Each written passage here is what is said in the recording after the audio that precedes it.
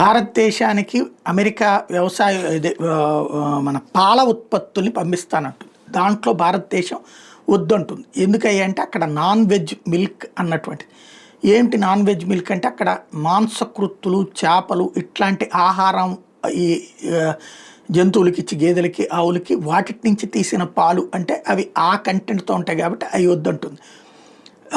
ఇప్పుడు దాంట్లో చర్చల తర్వాత భారతదేశం చెప్పే పాయింట్ ఏంటంటే అక్కడ ప్లాంట్ బేస్డ్ డైట్ అంటే కొన్ని చోట్లను ప్లాంట్లలో పెంచుతారు, అక్కడ కేవలం గడ్డే వేసి పెంచుతారనమాట. అట్లాంటివి అయితే మాత్రమే అలౌ చేస్తాం.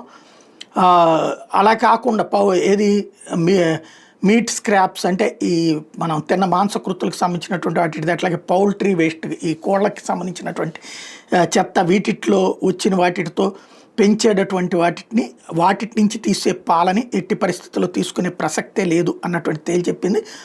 80 మిలియన్ల స్మాల్ డైరీ ఫార్మర్స్ ఇండియాలో ఉన్నటువంటి నేపథ్యంలో అదే సందర్భంలో వీళ్ళ వ్యవస్థకి ఎట్లాంటి నష్టం కలిగించడానికి వీల్లేదని తేల్చి చెప్పింది.